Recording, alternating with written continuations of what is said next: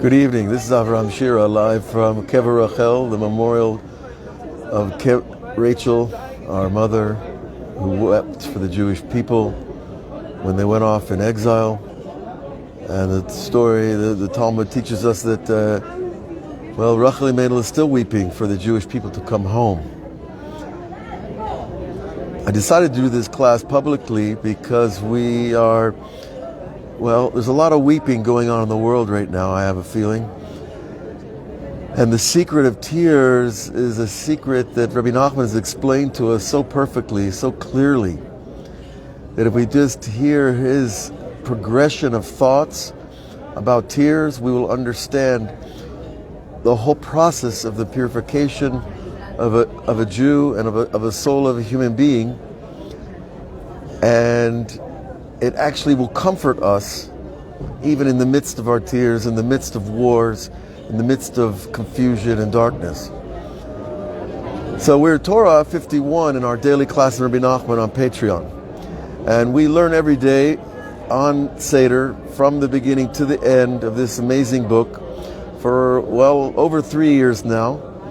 We've begun our 4th year and we'll continue. But once in a while, we've got to go public because we've got to let the people know that we're missing something every day. There is wisdom that's being revealed in the world. And if we don't know if it's there, how are we going to get it? So we got to go for it. So in Torah 51, the Rebbe tells us a whole piece about crying, about tears. And it's connected, he connects it to Rabbi Akiva's journey into Pardes, the 4 people that entered the garden, that entered the transcendental transformation of leaving the body and entering Gan Eden, and what they saw and what they experienced. We're not going to go about that, explaining that and talking about that tonight. That's really another shiur, and it's an important one that we need to understand the depth of our soul. We can understand that through that Torah. But here, Rabbi Nachman teaches us very simply like this. The secret of tears is that tears purify the blood. By removing impurities in the Techol, it's called, in the spleen, which is the Mar Shchora, one of the 4 fluid systems in the body, right? The kidneys, the liver, the heart, and the spleen are all considered conduits of fluids in the body that need to be purified. Okay. And so when you weep, you're actually removing the bitter bile that's stored in the body.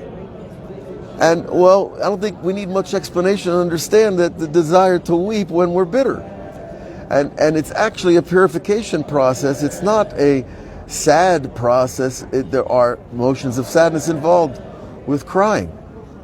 But the actual weeping removes some of the bitterness from our system through the eyes. And when we remove that bitterness, we purify the blood. We purify the blood from all kinds of things that the Rebbe Nachman teaches come from falsehood. So when we purify the blood, then he tells us that the dam hua nafesh, the blood is the conduit of the soul. So if you purify your blood, your soul flows through your blood more smoothly. And when your soul flows smoothly through your blood because the impurities have been removed from your blood, because you've reached a level of truth and the falsehood that we sometimes carry around is gone, then we're able to see things clearly. See it as it is. And he brings an example that when we have impurities in our blood, it causes us to see things not as they are. So we could see something big that's really small. We could see something that's 2 that's as 1, and vice versa. There's all kinds of illusions that the eyes play on a person. And he tells us spiritually that comes from not just the shadows at night walking through a graveyard or walking past a haunted mansion, The things that we see at night are projections of our inner eye. And if we're afraid, then we'll project those fears into the things we see. But when we fear God, then we're not projecting anything but the fear of Hashem. And the same thing with love. when we have fallen loves, then we project those loves into the world. And when we purify ourselves from those fallen loves and we love Hashem, we love the Torah, we love the Jewish people, we love our souls, then we project that. So you see, the purifying of the blood that leads to the purifying of the soul, that leads to the purifying of your vision, perception, enables you to see the world differently. So you think tears are not just what we think. And in this Torah 51, we're going to be spending a lot more time describing this. And of course, with the verses and the support that Rabbi Nachman brings throughout all of his Torahs. Now, so, okay, let's say we get to see things as they are. We're not fooled anymore. We're not living in the projections of our own mind. Now, living in the projections of our mind, that doesn't sound so terrible. You have a good imagination, you see things, you think things. But the problem is that Hashem Elokechem Emet, that God dwells in the truth, not in the illusion. So I could have a good time in my illusions, but it's not going to lead me anywhere but in a loop back to the same place the illusion began. Whereas when you see truth, you're actually seeing through the filters of God's vision of the world. And that's big, because when you see that way, you can see multiple layers at once, and in multiple places at once if you're blessed. And that's really the basis of Ruach HaKodesh, that the tzaddikim can see far beyond the physical limitations of the eye. Okay, so all that needs to happen through the purification that happens through truth, that happens through purifying the blood and purifying the soul that's flowing through the blood. Now, there's another Torah in Likutei Moharan where the Rebbe actually tells us that our beam, the beam of light coming out of your eye, is not light, it's soul. And it's soul that's like film that records and it sends the image back into your eye. So that film of the soul is really a measure of your dveikut to any one idea, to your attachment. So as whatever you're attached to, that's where your soul is stuck, or in Hebrew, lidabek, right? It's the devik. The glue of the mind is soul power.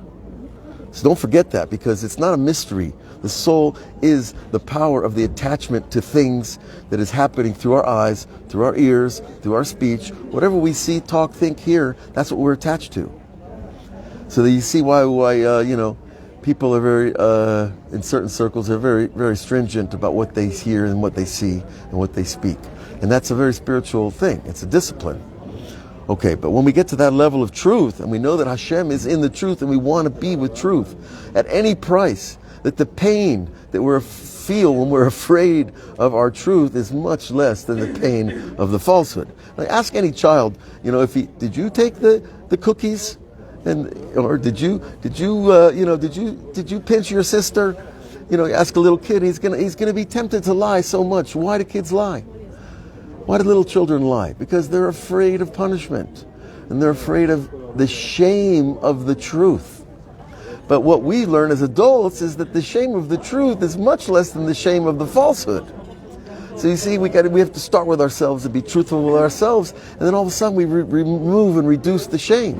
And then when we reduce the shame, automatically the truth becomes a beautiful thing. Even if it's true, you took the cookies, okay. You pinched your sister, okay, say you're sorry. Move on. But so you see, it's really much more painless to be honest than it is to be false and then suffer the pain of shame that is caused in the soul. So after we get to that level where Hashem Elokechem Emet, and you know that God is in your truth, and you've gotten to that vision of seeing the truth, then you're not alone anymore. You're not alone, because you know Hashem is always with you. Now, it's not necessarily the idea of you're high on God. I'm sorry, it's not that. It's not about the high. And it's not about, of course, God is with me in the depths when I'm low. He is. But it's the knowledge that it's always true no matter what. As long as you are in this planet, as long as you are in this world, God is near. It's us that's far. We're the ones that put up the curtains, and we're the ones that take them down. So I want to bless everyone this Erev Rosh Chodesh. Well, actually, now it's Rosh Chodesh here in Israel. It's nighttime, and people are flocking in and out of Kever, as you can see. and people are searching for Hashem, and we have it, and the tzaddikim have given it to us, so laid out so beautifully in these wonderful books like Likutei Moharan. So join us on our daily class on Patreon, and join us on live classes elsewhere on Facebook and YouTube, on Web Yeshiva, on Insight Timer, on Lighthouse. We're trying to get it out there because it's so good, and when you got something good, you want to give it away. That's the truth. God bless you all. Chodesh Tov.